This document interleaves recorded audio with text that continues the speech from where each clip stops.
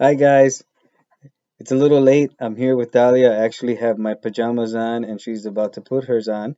We're gonna go to sleep, but I wanted to record tomorrow's devotional now so that I can post it now. And when you guys get up in the morning, it will be there. Or actually, I'm gonna program it so that it will, or schedule it so that it will come on like at 6 in the morning or something like that. So it'll be waiting for you. It's really late, Yeah, I know. so I'm gonna sleep. Okay, goodbye. Good night. All right, here I go. So this tomorrow's devotional, or today, if you're watching this, it's called Give Yourself Up.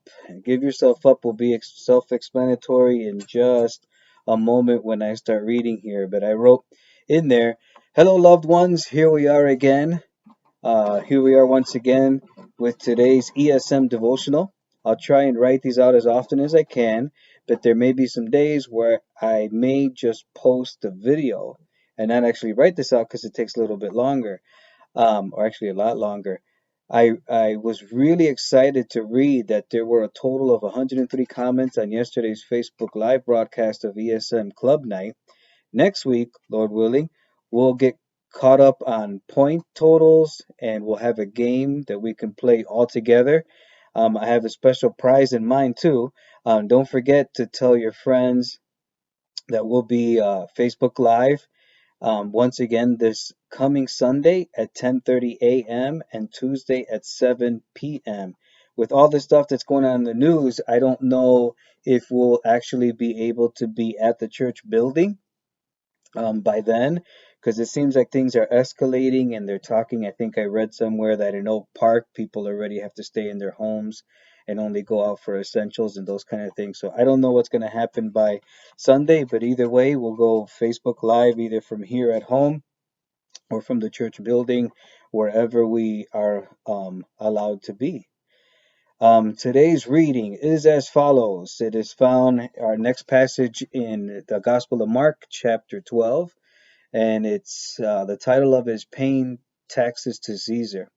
It says, or Mark wrote, and they sent to him, to Jesus, some of the Pharisees and some of the Herodians to trap him in his talk. And they came and said to him, Teacher, we know that you are true and do not care about anyone's opinion, for you are not swayed by appearances, but truly teach the way of God. Is it lawful to pay taxes to Caesar or not? Should we pay them or should we not? But knowing their hypocrisy, Jesus said to them, Why put me to the test? Bring me a denarius and let me look at it. And they brought one. And he said to them, Whose likeness and inscription is this? And they said to him, Caesar's. Jesus said to them, Render to Caesar the things that are Caesar's, and render to God the things that are God's. And they marveled at him. So, right under that, I have a picture of what an image. I just Googled it, and this is a first century coin.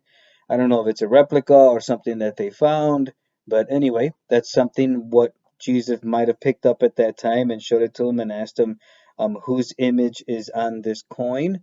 And then he gave his reply. So today we read some Pharisees and Herodians were sent to Jesus to try and trap him. According to GotQuestions.org, the Herodians explains a little bit of who they are. The Herodians favored submitting to the Herods, who were the ones in charge of the area where Jesus lived, as well as the Jews and the Greeks and the Romans there, and therefore to Rome for political expediency.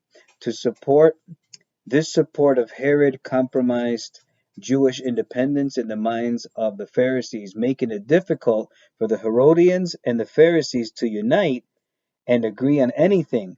But one thing did unite them, opposing Jesus. It's a pretty sick thought that you have two people that are diametrically opposed, almost like almost but not exactly saying like a Republican and a Democrat, but yet their hate for someone else brings them together. The Herodians were political, the Pharisees were not, but yet this brought them together.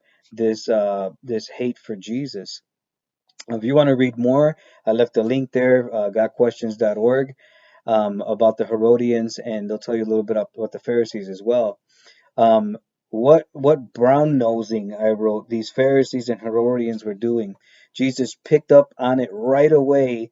As Dahlia pointed out on Tuesday, Jesus answered a question with a question, once again revealing the hypocrisy to all who were listening. As believers, it's important for us to do what is right inside and outside of the church. The church needs to be the one leaders, others, the one that leads others to live tranquil lives and obey those who have authority over us, as long as it doesn't contradict what God has already said in His Word, the Bible.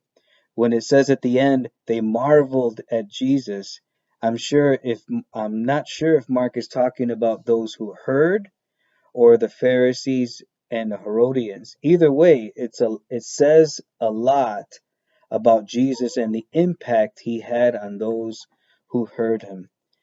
Such a short passage today, but it doesn't mean it isn't any less important or impactful for our lives if we're listening and ready to act on what it says.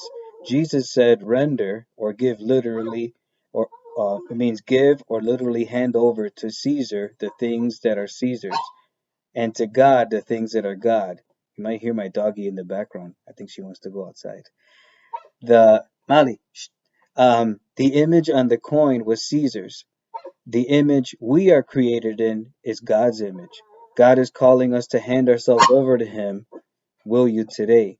Mali, we are being, um, are we being religious hypocrites like the Pharisees and Herodians?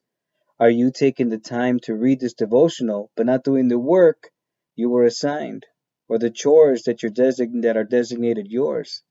Let's do more than read. Let's put into action what we already know is right and what we should be doing. I love you guys.